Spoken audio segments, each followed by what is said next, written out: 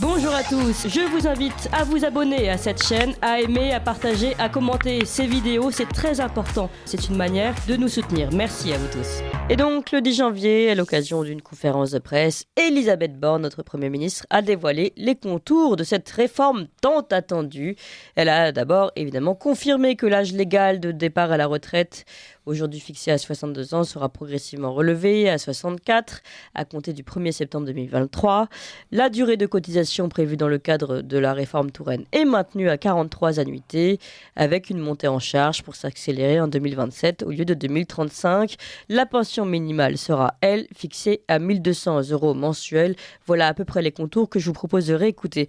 Donc c'était la conférence de presse du 10 janvier.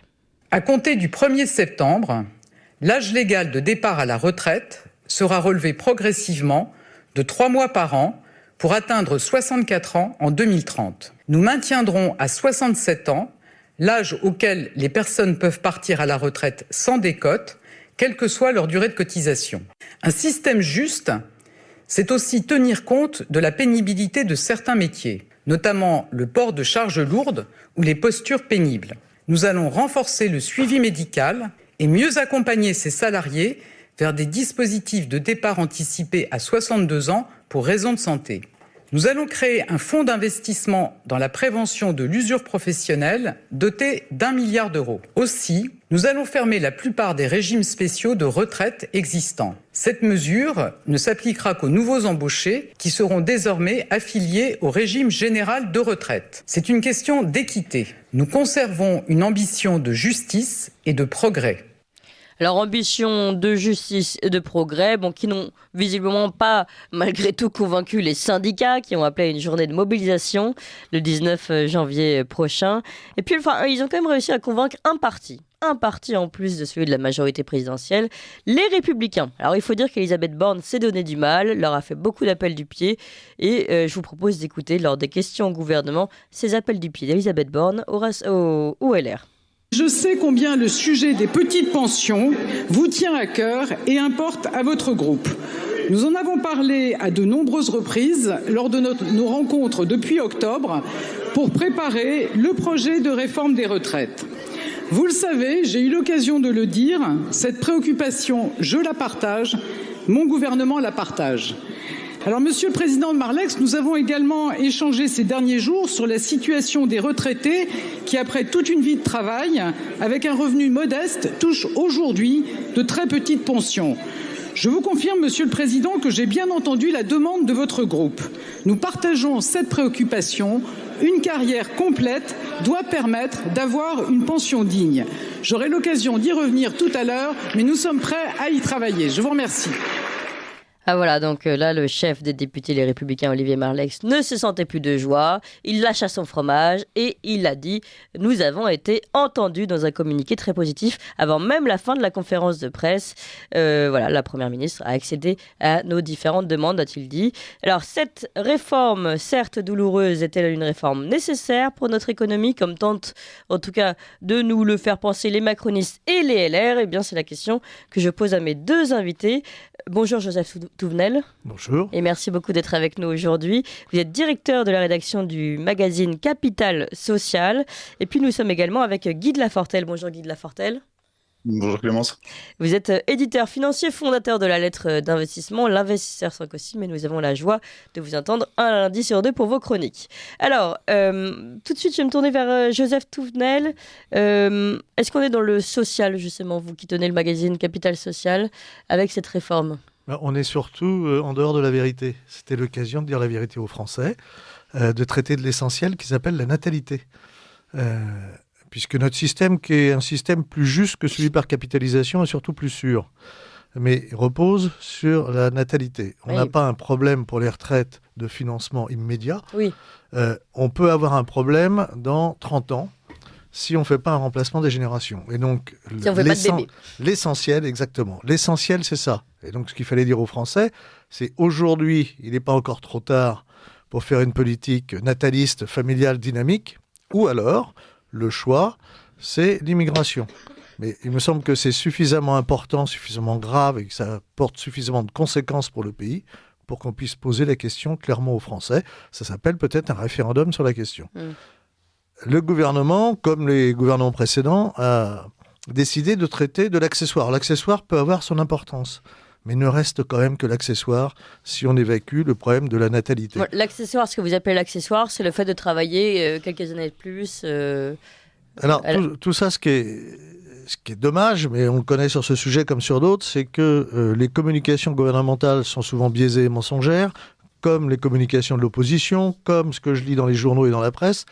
Et c'est très difficile de poser les choses en vérité. Par exemple, savez-vous qu'aujourd'hui, quelqu'un qui aujourd'hui, a 50 ans, qui a commencé à travailler à l'âge de 23 ans, ce qui est la moyenne de l'OCDE à peu près, on commence en Europe à travailler en moyenne à 23 ans, cette personne ne pourra pas prendre une retraite à taux plein avant 66 ans. C'est la loi aujourd'hui qui le dit. Comment c'est possible C'est possible parce que cette personne-là devra travailler 43 ans, c'est déjà dans la loi, c'est déjà dans les textes. Donc vous voyez tout l'enfumage qu'il y a autour. Et puis on nous dit, on traite des retraites. Mais on ne peut pas retraiter des retraites comme ça. C'est des systèmes totalement différents qui existent aujourd'hui. Certains se justifient, certains non. On a le système du privé. Est-ce que les salariés du privé ont des inquiétudes à avoir pour 1 an, 2 ans, 5 ans, 10 ans, 15 ans ? Certainement pas. Les retraites du privé, c'est les retraites de la Caisse nationale d'allocation vieillesse, qui était en déficit, mais ce déficit ne fait que se réduire. Dernier chiffre connu, il date d'il y a 2 ans, c'était 3% de déficit, c'est-à-dire quasiment à l'équilibre, et aujourd'hui, il s'est sans doute encore réduit. Et puis, les salariés du privé ont aussi obligatoirement une retraite complémentaire, qui est gérée non pas par l'État, mais par les partenaires sociaux, c'est-à-dire les syndicats patronaux, les syndicats de salariés, et cette caisse a plus de 70 milliards de réserves, n'a pas un emprunt, n'a pas une dette. Et donc, l'avenir est assuré. L'avenir est assuré pendant 15 ans, 20 ans. C'est plus assuré après si on ne fait pas un remplacement régénérationnel, parce que dernier point là-dessus, mécaniquement, nous allons avoir de moins en moins de pensions à payer dans les prochaines années. Pourquoi ? Parce que la génération du baby-boom d'après-guerre est maintenant en retraite, et il se trouve que l'homme n'étant pas éternel, cette grosse masse va mourir, décède, c'est déjà le cas. Donc mécaniquement, dans les prochaines années, il va y avoir moins de prestations à verser parce qu'il y aura moins de retraités. Ça ne va pas durer non plus. C'est pour ça qu'on a encore le temps de faire une politique nataliste comme d'autres pays le font. Je pense à la Pologne, je pense à la Hongrie, qu'on fait ces choix-là.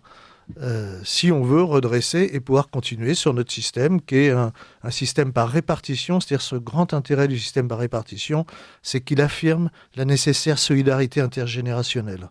Si on croit qu'on fait partie d'une nation, alors on croit en la solidarité intergénérationnelle, parce que si je suis ici aujourd'hui, si vous êtes dans ce studio aujourd'hui, c'est bien parce qu'il y a eu des générations avant nous qui ont travaillé, qui ont bâti ce pays.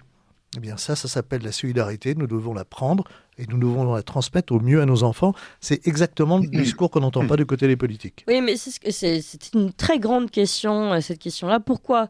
On avait entendu ces chiffres-là. Finalement, ce que vous nous dites, pour faire très simple, c'est que les caisses des allocations retraite ne sont absolument pas dans le rouge comme on tente pour le privé. Mais le privé, c'est une très grosse masse. Oui. Là où il y a des caisses structurellement déficitaires, c'est celles qui sont gérées par l'État, les collectivités locales, etc. Mais on ne peut pas tout mélanger. Par exemple, il y a un système particulier qui touche les militaires. Eh bien, je trouve qu'il est légitime et qu'il doit perdurer. Mes amis parachutistes, il est normal qu'ils puissent prendre la retraite plutôt que les autres. Et donc, il faut voir point par point. Les agriculteurs sont structurellement déficitaires. Aujourd'hui, quand on regarde les retraites, les agriculteurs sont ceux qui bénéficient des plus petites retraites. Oui. Déjà, les salariés du privé, d'ailleurs, les aident. Une partie du financement du privé va pour les agriculteurs. Ça s'appelle la péréquation. Mais sans doute qu'il faut augmenter leur retraite. Sachant que les agriculteurs ont leurs propres responsabilités, quand après-guerre, le général de Gaulle a présenté un système qui devait être universel, les agriculteurs ont dit non, nous, laissez-nous faire, on est assez grands pour nous débrouiller tout seuls. Conséquence, aujourd'hui, ils crient à la solidarité nationale. Je suis d'accord pour leur donner la solidarité nationale. Mais s'ils avaient été cohérents et s'ils y avaient cru dès le début, aujourd'hui, ils ne seraient pas dans cette situation, parce qu'évidemment, la démographie des agriculteurs, on voit bien ce que ça donne. Il y a le problème des régimes spéciaux, mais il n'y a pas un régime spécial. Il faut les regarder. On ne peut pas traiter de la même façon le personnel de la SNCF et les petits rats de l'Opéra de Paris. C'est pas la même chose. C'est pour ça qu'il faut regarder point par point et peut-être donner un exemple concret où là, il y a un effort à faire. Et peut-être que le projet gouvernemental, là, va dans le bon sens. Vous prenez 2 infirmières. On a fait un calcul, né en 1960, donc qui commence à travailler à 23 ans, 1983, même carrière, même nombre d'enfants, même tout ce que vous voulez. À la fin, il y en a une qui pourra partir en retraite 18 mois avant l'autre et gagner près de 700 € par mois en plus. Est-ce qu'en faisant le même métier, dans les mêmes conditions, avec exactement tout similaire, est-ce que c'est normal ? À mon sens, non. Il y en a une qui fait partie du public, l'autre du privé. C'est pas parce que celle qui est au public, d'ailleurs, peut partir plus tôt et gagne plus à la retraite qu'on va lui reprocher. Ce qu'il faut arriver, c'est que si elles ont fait exactement le même métier, dans les mêmes conditions, avec les mêmes diplômes, tout ce que vous voulez, il est légitime qu'elles aient la même retraite. Et sans doute que là, il y a un effort à faire pour arriver à ce que ce soit la même chose. Alors, Guy de Lafortelle, on vous donne la parole juste après le Flash Info. Il est 8h sur Ligne Droite et je me tourne vers Emmanuel Noël. Ligne droite, le témoin a dit la vérité, il doit être exécuté. La table ronde. Pour mieux comprendre cette réforme des retraites et ce qui est dit et ce qui n'est pas dit, nous sommes avec Joseph Touvenel, directeur de la rédaction du magazine Capital Social, et Guy de Lafortelle, éditeur financier, fondateur de la lettre d'investissement L'investisseur sans costume. Alors Guy de Lafortelle, vous avez entendu ce que disait Joseph Touvenel. Je résume, notamment, on ne nous parle pas de politique nataliste, alors que c'est peut-être la première question à aborder quand on parle de retraite et ce système d'intersolidarité entre les prochaines naissances et les retraites. Et puis, distinguons la retraite des privés de celle du public. Et encore là, il faudrait faire plusieurs sous-distinctions, puisque celle du privé, en général, se porte plutôt bien. Alors, comment vous expliquez sur ces plusieurs points, Guy de Lafortelle, qu'en fait, on ne nous donne pas ces informations-là, notamment celles de la richesse, on va dire, encore, qui reste dans certaines caisses de retraite privées, et puis qu'on ne parle jamais de la question des naissances. Alors, pourquoi on n'en parle pas ? Parce que, comme disait M. Touvenel, il y a une décorrélation assez radicale entre les régimes privés et publics, et c'est très difficile aujourd'hui de faire accepter que les syndicats vont faire la grève pour eux. Mais vous savez, vous avez cette image en France que quand on a un syndicalisme qui est essentiellement public, ce qui est une particularité française. Et là, ça fait quelque temps que quand les syndicats font grève, ils font plus grève pour la population tout entière, ce qui était le cas. Les réformes de Juppé à la fin des années 90, vous vous souvenez de ces immenses grèves, c'était pour tout le monde et c'était perçu comme ça. Aujourd'hui, ils vont faire leur grève pour eux. Parce que qu'est-ce qu'on voit, c'est qu'aujourd'hui, le projet initial de M. Macron, qui était de fusionner tous les régimes, ça heureusement qu'il l'a pas fait. Là, je rejoins absolument M. Touvenel. Il faut pas mettre tout le monde dans le même panier. C'était en gros, on allait puiser dans la bonne gestion du privé pour aller renflouer le public. Et du coup, et ça, non, on n'en parle pas parce que si vous commencez à taper sur les services publics, bien évidemment, il y a une question de rentrer en grève. Le problème de cette réforme, c'est que vous tapez pas du tout là où il faut. Justement, on parle de régime spécial. Donc, vous prenez le régime spécial de la SNCF que j'ai regardé il y a pas longtemps.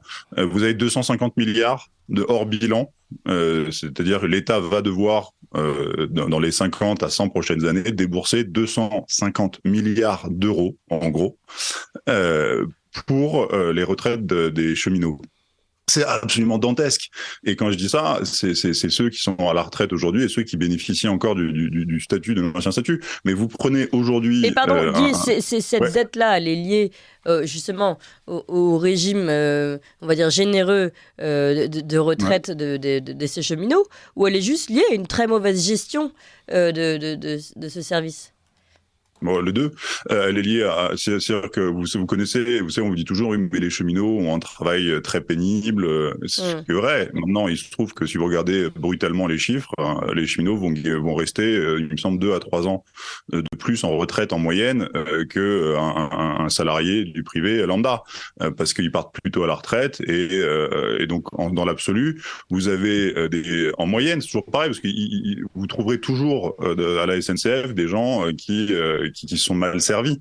Mais donc, faut faire très attention. C'est-à-dire que bien sûr qu'il y a des gens qui souffrent à la SNCF comme partout, mais si vous regardez les grandes masses de la SNCF, vous avez aujourd'hui une génération entière qui aujourd'hui gagne davantage à la retraite que la plupart des salariés. Et il faut quand même comprendre que le moment dans sa vie où on a le plus de dépenses, c'est pas quand on est à la retraite. Aujourd'hui, on est dans un pays en France où un retraité gagne à peu près la même chose qu'un actif. Donc c'est un peu bizarre. Après, ça veut pas dire est-ce qu'il faut faire cette réforme ou pas. Oui, il faut la faire sur la SNCF. C'est 250 milliards. Moi, là où je serais très brutal, moi, je mettrais le régime en faillite, j'ouvrirais tout ce qu'il y a dedans et j'irais regarder. De toute manière, c'est de l'argent du contribuable. Donc c'est nous qui allons, enfin c'est 60% des retraites des cheminots qui sont payées par l'argent du contribuable. Après, vous prenez la fonction publique. La fonction publique, c'est très bien, on regarde pas, puisque de toute manière il y a pas de caisse, c'est-à-dire qu'on prend sur le budget chaque année. Et du coup, ils ont fait comme s'il n'y avait pas de problème sur la fonction publique. Tu parles. Ça coûte une fortune aussi, la fonction publique. Monsieur Touvenel l'a rappelé.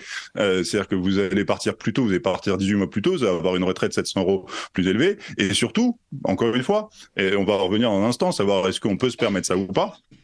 Et surtout, il n'y a aucune comptabilité de ça. Je vous rappelle qu'un fonctionnaire, sa retraite est prélevée chaque année sur le budget général. Donc, non seulement vous n'avez pas de suivi, mais vous vous retrouvez à payer 10 ans, 20 ans plus tard des dépenses et des politiques qui ont été faites 20 ans auparavant. Si jamais vous avez la moindre idée de rééquilibrer vos comptes publics un jour, peut-être dans les 50 prochaines années, c'est pas comme ça que vous allez y arriver. Et ça, mine de rien, ça nous fait très très mal d'être jamais capable d'équilibrer des comptes publics. Oui. Maintenant, sur la question de savoir est-ce que on a besoin de faire cette réforme-là, donc de manière générale pour les salariés du privé.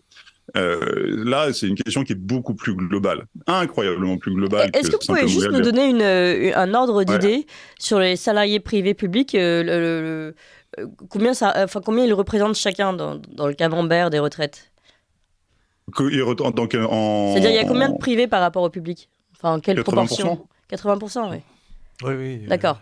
Et ça doit être 18 millions de salariés du privé de mémoire, en activité.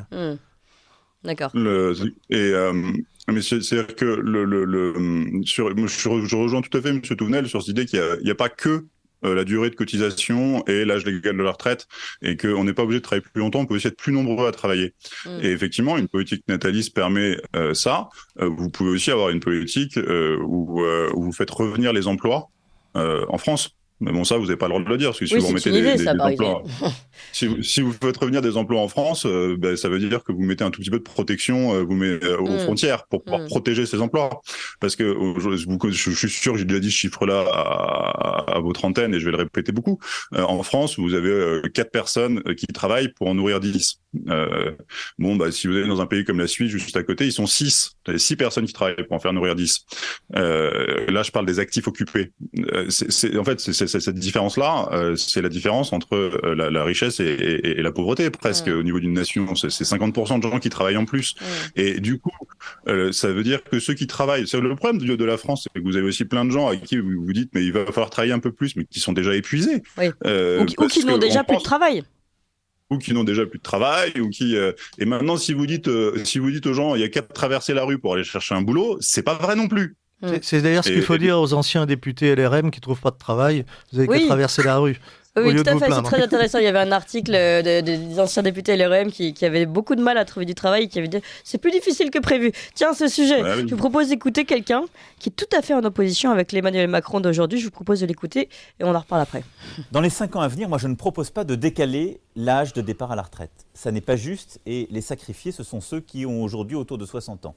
Je ne propose pas de baisser le niveau des retraités, je le maintiendrai. Est-ce qu'il faut reculer l'âge légal qui est aujourd'hui à 62 ans? Je ne crois pas. Je ne crois pas pour 2 raisons. La première, c'est que je me suis engagé à ne pas le faire. Et je pense que c'est quand même mieux, sur un sujet aussi important, de faire ce qu'on a dit. Puis la deuxième raison, c'est que tant qu'on n'a pas réglé le problème du chômage dans notre pays, franchement, ce serait assez hypocrite de décaler l'âge légal. Je veux dire, quand aujourd'hui on est peu qualifié, quand on vit dans une région qui est en difficulté industrielle, quand on est soi-même en difficulté, qu'on a une carrière fracturée, bon courage déjà pour arriver à 62 ans. C'est ça la réalité de notre pays. Et alors on va dire, non, il faut maintenant aller à 64 ans. Vous savez déjà plus comment faire après 55 ans. Les gens vous disent, les emplois, c'est plus bon pour vous. C'est ça la réalité. C'est le combat qu'on mène. On doit d'abord gagner ce combat avant d'aller expliquer aux gens, mes bons amis, travaillez plus longtemps.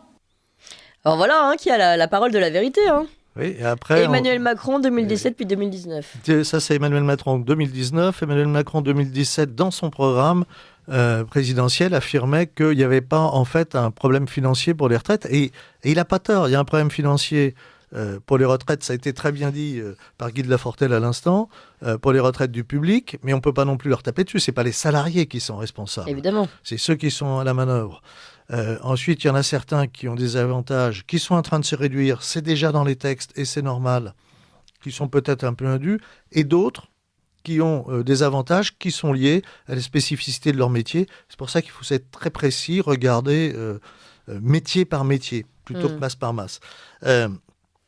On comprend que les gens veulent aller dans la rue. Alors, j'ai pas aimé, par contre, la formule « les syndicats », comme s'il y avait qu'un seul syndicat en France, c'est comme si je disais « les radios vous mentent ». Oui. Et je pense que les gens de Radio Courtoisie, alors là, me diront, mais attendez, il y a des radios qui ne mentent pas. Eh bien, les syndicats, il y en a un certain nombre en France qui ont des différences. Moi, je suis issu de la Confédération française des travailleurs chrétiens.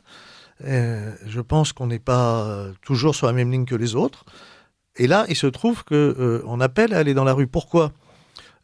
Parce qu'on n'a pas réglé, d'abord, dire à certaines personnes, vous allez travailler plus longtemps. Emmanuel Macron 2019 l'a très bien dit. Ça n'a pas de sens quand je suis un senior qui n'arrive pas à trouver de travail. Et il le dit très bien en 2019. Il le dit parfaitement bien. Il y a des métiers qui sont des métiers très usants. Alors, il y a un effort qui va être fait sur la pénibilité des métiers. D'ailleurs, le gouvernement nous dit on va remettre dans la liste des métiers pénibles ceux que nous-mêmes on a enlevés il y a quelques années. Parce que ce sont les mêmes. Je rappelle qu'il y a 3 métiers, notamment par exemple le port de charges lourdes, qui étaient dans les métiers pénibles qui pouvaient permettre d'avoir une retraite anticipée. C'est quand un certain Emmanuel Macron était déjà au pouvoir que ça a été retiré. Donc ils remettent. Mais il y a des choses qui ça, sont... ils aiment bien faire, c'est comme le dicté. Un jour il dit blanc, l'autre prend noir. Mais il y a des choses qui sont beaucoup plus difficiles. La pénibilité psychique, elle existe. Elle est très difficilement mesurable. Et donc, il peut y avoir des gens qui, visiblement, souffrent au travail, une pénibilité psychique très, très lourde qui entraîne des burn-out. Alors, celui qui vous parle, il y a quelques années, je suis celui qui a fait reconnaître pour la première fois par le MEDEF, donc par le patronat des grosses entreprises, que cette pénibilité existait. Et j'ai eu honte de la façon dont j'ai été obligé de leur faire reconnaître. Je me suis dit, ces gens-là sont encore dans la lutte des classes et en plus, ils n'ont pas ni tête ni cœur. Pourquoi ? Parce que quand je disais, il y a une pénibilité psychique pour un certain nombre de métiers. Évidemment, c'est difficile à mesurer, mais déjà, reconnaissons-le. Et la réponse patronale, c'était non, ça n'existe pas, c'est comme ça, tout le monde est différent. Et j'ai été obligé de leur dire, alors maintenant, vous allez m'expliquer que les gens qui accompagnent professionnellement des enfants qui vont mourir, des jeunes leucémiques, donc qui accompagnent vers la mort un enfant, et maintenant, osez me dire qu'il n'y a pas une pénibilité psychique quand j'accompagne des enfants vers la mort. Oui. Alors, ils ont été obligés de reconnaître que ça existait. C'est très dur. On peut pas faire un tableau Excel parce que là, dans la proposition du gouvernement, ils veulent demander qu'encore les entreprises fassent des tableaux, des machins, des trucs. Oui. On repart dans l'usine à gaz. Mais affirmer qu'il y a des gens qui, à un moment donné, sont épuisés physiquement et psychiquement et il y en a même de plus en plus. Absolument. Et qu'on doit pouvoir, à partir de 64 ans, les laisser partir s'ils le veulent. Ce n'est pas une obligation. Je rappelle que ce n'est pas à 64 ans où vous sortez de l'entreprise. C'est si je le souhaite et que je veux prendre ma retraite à taux plein, laissons cet espace de liberté parce que c'est très important pour ces personnes quand elles sont en souffrance. Je pense par exemple aux caissières des supermarchés. À un moment donné, qu'elles en aient ras-le-bol et qu'elles veulent arrêter à l'âge de 62 ans, eh bien ça me paraît tout à fait légitime. Oui, et ceux qui veulent continuer, qui puissent continuer, c'est déjà dans les textes. Mais c'est pas... En fait, là, ce serait prendre la retraite pour un échappatoire à un système qui n'est pas normal. Alors, dans le même temps, dans le système, il faut prendre les choses en amont et éviter les métiers pénibles. Par exemple, celui qui travaille au marteau-piqueur, c'est pénible. Il faut éviter que quelqu'un soit au marteau-piqueur pendant toute sa carrière. C'est-à-dire que je sois sur un chantier au marteau-piqueur pendant 5 ans, 10 ans, et ensuite qu'il y ait une évolution. Ça se construit. Les vilains syndicats le font tous les jours. Quand je dis les vilains syndicats, c'est les vilains syndicats de salariés et les vilains syndicats patronaux. Ce qu'on ne se rend pas compte, on parle des syndicats quand ça va mal, ceux qui bloquent les transports, quand il y a des grèves, etc. Ah oui. Ce qu'on oublie, c'est que C'est vrai tous qu'on les se jours... rappelle de leur existence à ce moment-là. Absolument. Faut le dire. Alors que tous les jours dans les entreprises en France, syndicats patronaux, syndicats de salariés règlent des problèmes, les prennent en amont et on n'en entend jamais parler ou arrivent à de très bons accords. Il faut savoir qu'aujourd'hui en France, 98% des salariés sont couverts par des accords qui vont au-delà du droit du travail. Donc merci aux syndicalistes. Et si certains auditeurs estiment que les syndicats ne sont pas bien, eh bien qu'ils aillent dans les syndicats et qu'ils changent les choses. Oui, non mais ça, vous avez bien raison. D'ailleurs, on manque en fait de travail syndical aujourd'hui. Enfin, absolument. De vrai travail syndical et pas de syndicats marxistes, etc. Oui, non, mais on est tout à fait d'accord. Alors, seulement sur le burn-out, peut-être fermons cette parenthèse après. Il y en a de plus en plus, il y a de plus en plus de souffrance au travail, et souvent tout simplement parce que les objectifs ont changé. Aujourd'hui, vous parlez de tableau Excel, on est dans l'excelisation du travail, donne-moi tel chiffre, il faut que j'arrive à telle ligne. C'est la perte du sens du travail. Voilà, mon travail...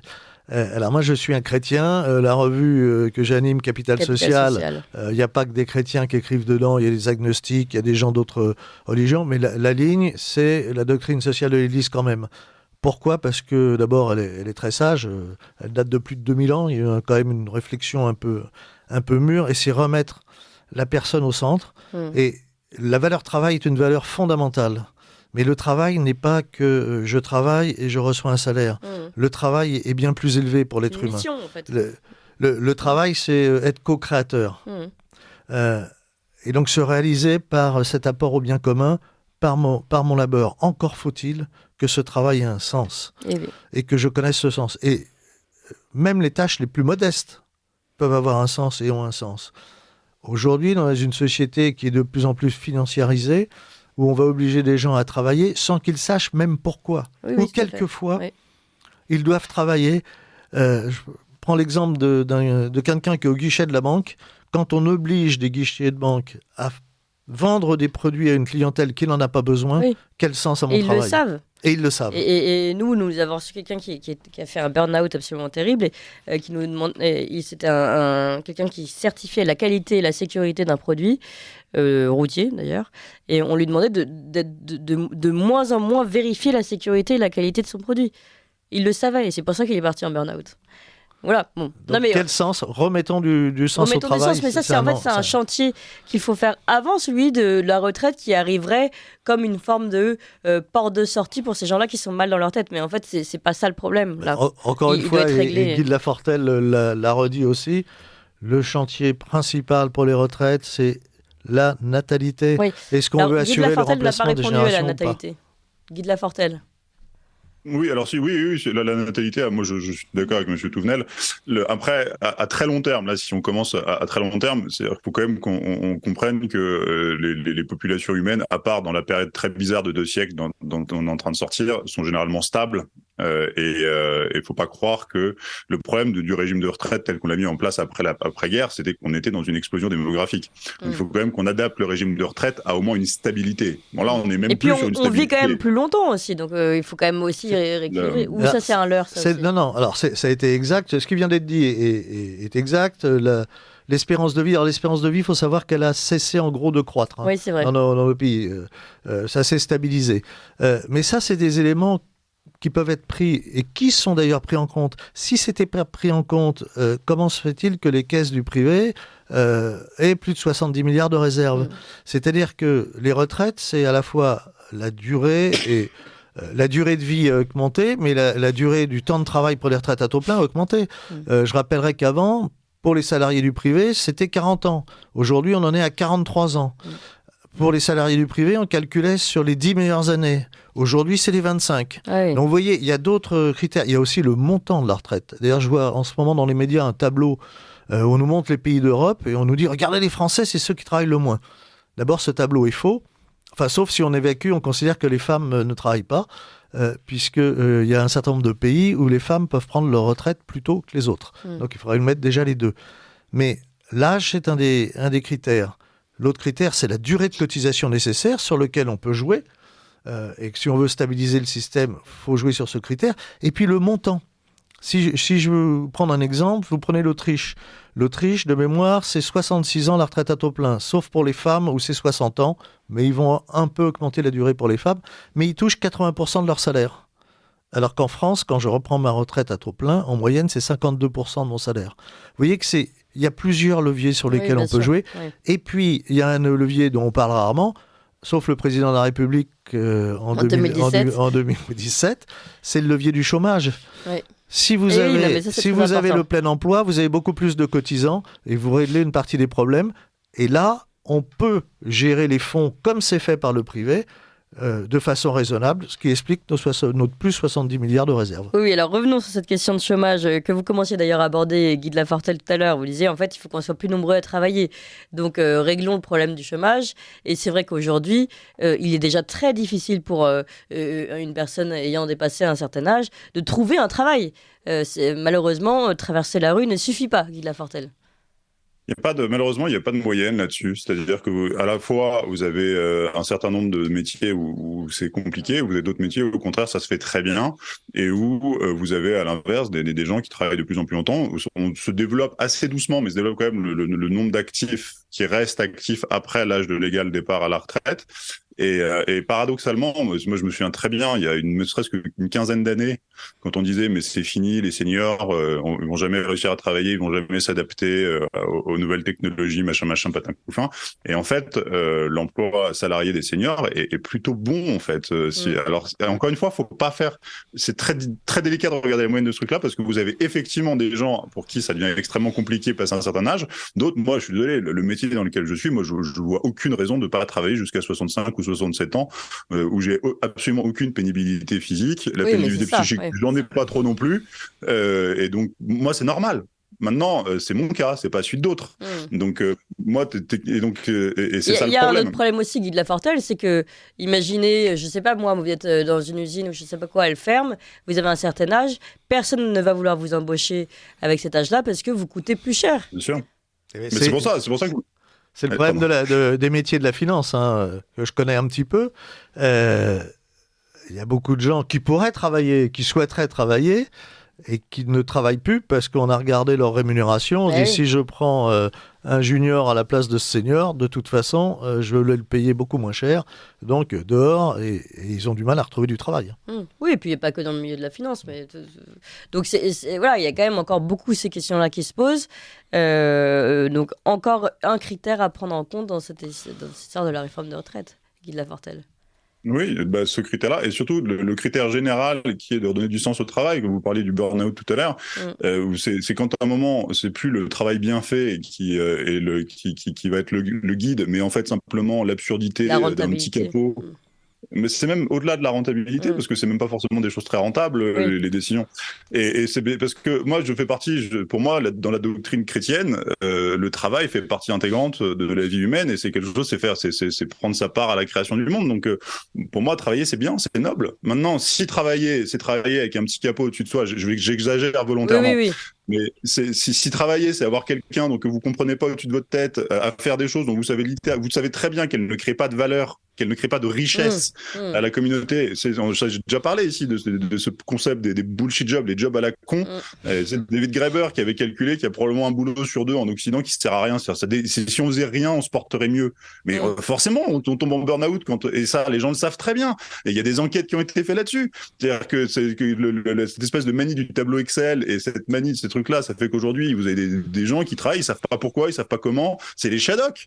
Et donc, comment est-ce que vous pouvez demander aux gens de travailler plus si déjà, quand ils travaillent, ils trouvent que ça sert à rien? C'est-à-dire que la notion chrétienne que je partage avec Guy de Lafortelle, travailler, c'est participer à une œuvre.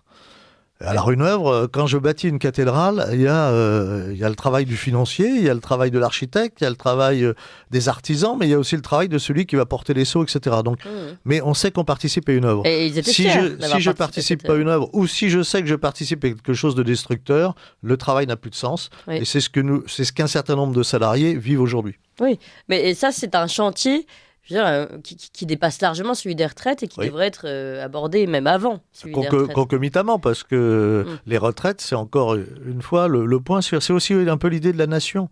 Est-ce que nous avons une nation et on veut bâtir un avenir, et dans ces cas-là, il faut qu'elle se développe et il faut avoir une natalité que l'on aide, ce qui n'est pas fait depuis des décennies, bien au contraire. Ou est-ce qu'on n'a pas d'idée de nation? Alors dans ces cas-là, c'est la porte ouverte à tout, mais on disparaît. Alors, j'ai encore une question à chacun avant de conclure cette table ronde. Finalement, on comprend, et je reprends vos premiers mots, Joseph Touvenel, vous nous expliquiez finalement, on ne nous parle pas en vérité sur ces questions de retraite. Mais pourquoi finalement on ne nous parle pas en vérité? Pourquoi on n'arrive pas à nous dire les choses simplement? Comme vous l'avez dit, là c'est quand même pas si compliqué. Pourquoi on nous met cette pression en disant il faut que tout soit réformé maintenant, tout de suite, aujourd'hui? Alors je pense qu'il y a une part d'idéologie, parce que ces gens-là sont des idéologues, donc voilà. Et puis il y a une autre part, on n'en a pas parlé, on a Bruxelles derrière. Et Bruxelles met des critères. Bruxelles veut tout normer. Donc il faut normer les retraites. Donc il faut exactement, dans tous les pays d'Europe, vous savez, ils ont normé les petits pois, ils ont normé les tomates, ils ont normé les chasses d'eau. Eh bien il faut normer les retraites. Sans prendre en compte la réalité des pays, l'histoire, parce que l'histoire a plus que son poids, l'histoire a son intérêt. Et donc Macron, qui est... Alors moi je suis très pro-européen au sens de la civilisation européenne, hein. Donc c'est pour ça que je parle de Bruxelles. Macron est un Bruxellois convaincu. Et donc ça, il y a aussi Bruxelles qui fait pression en disant à la France, vous devez normer comme les autres. Eh bien, nous ne sommes pas les autres. Oui, Guy de Lafortelle, même question. C'est très important, ça, ce que vient de dire M. Touvenel. C'est-à-dire qu'aujourd'hui, vous voulez savoir si c'est un salarié du privé qui peut être payé le prix d'un fonctionnaire, ou un fonctionnaire qui doit payer le prix de la retraite d'un privé. Vous pouvez pas répondre à cette question si vous ne posez pas la question systémique. Et aujourd'hui, en France, en gros, on consacre 13,5 à 14% de notre PIB à nos pensions. C'est beaucoup moins ailleurs. C'est-à-dire que dans l'Union européenne, il n'y a que l'Italie et la Grèce pour faire plus. Et encore, c'est des pays qui ont beaucoup plus de retraités, qui ont une pyramide des âges beaucoup plus difficile que nous, et donc c'est pas à notre avantage. Et donc si on veut, vous savez, c'est ce grand jeu de la mondialisation et de la compétitivité internationale, machin, si vous voulez rester là-dedans, effectivement, vous avez intérêt à faire des réformes monstrueuses. Maintenant, là, c'est un peu passé, ce truc-là. On voit bien que la mondialisation c'est fini, qu'on est parti dans une grande phase de démondialisation. Enfin, le Bruxelles, c'est pas fini pour le coup. Mais non, Bruxelles est complètement à contretemps à ce niveau-là. Oui. Bruxelles est complètement à contretemps, et donc là, cette question, et là, c'est-à-dire que c'est là où la réforme de Macron est très mauvaise. C'est-à-dire qu'elle est très mauvaise parce que elle traite pas au bon endroit. Elle devrait s'occuper des régimes spéciaux de la SNCF. Elle devrait s'occuper de ça. Elle s'en occupe pas du tout. Et elle s'occupe pas non plus. C'est-à-dire que si l'objectif de M. Macron, c'est de nous intégrer dans cette espèce de mondialisation qu'il voudrait heureuse, c'est pas ça qui va nous permettre. Faudrait que ce soit incroyablement plus violent si vous vouliez retomber aux 10% de PIB que vous avez en Allemagne, par exemple. Passer de 14 à 10, là, vous allez voir, ça va faire mal aux genoux, hein. Et donc, vous avez un truc qui est mauvais dans tous les cas. C'est mauvais si vous voulez rester dans la mondialisation, et c'est mauvais aussi si vous voulez construire on reste les mauvais canards de nation. Bruxelles, et en même temps, on est mauvais pour nous-mêmes, quoi. Guy de Lafortelle l'a dit, il y a deux chiffres. Aujourd'hui, la France, c'est 14% de PIB pour les retraites. La moyenne européenne, c'est 10%. Il faudrait qu'on arrive à 10%. Il ne faut pas oublier que les retraites, c'est pas de l'argent perdu. C'est pas j'achète un produit et je donne de l'argent aux Chinois. Quand je donne de l'argent aux retraités en France, d'abord, c'est légitime. En général, ils consomment en France. Mais oui, c'est légitime d'abord quand j'ai eu une carrière professionnelle que je puisse vivre dignement. Voilà, c'est l'objectif il est là. Et puis, c'est de l'argent qui repart dans l'économie nationale. Et oui. C'est bien de le rappeler. Merci beaucoup à vous deux, Joseph Touvenel. Merci, directeur de la rédaction du magazine Capital Social. Que je me permets de montrer. Voilà, et on peut le trouver en kiosque. Comment on fait pour se le procurer? Vous pouvez, et surtout sur le site Capital Social et dans un certain nombre de kiosques. Le dernier numéro sur la France au travail, vous verrez si on est des fainéants ou pas. Et le numéro précédent que vous pouvez commander, c'est sur les retraites, où vous apprenez beaucoup de choses sur nos systèmes de retraite, mensonges et vérité. Véritable Bérésina. Et puis alors, merci à vous, Guy de Lafortelle, éditeur financier, fondateur de la lettre d'investissement, l'investisseur sans costume. Vous appréciez cette émission? Alors aidez Radio Courtoisie à en produire d'autres, en indépendance totale. Rendez-vous sur soutenir.radiocourtoisie.fr. Merci d'avance.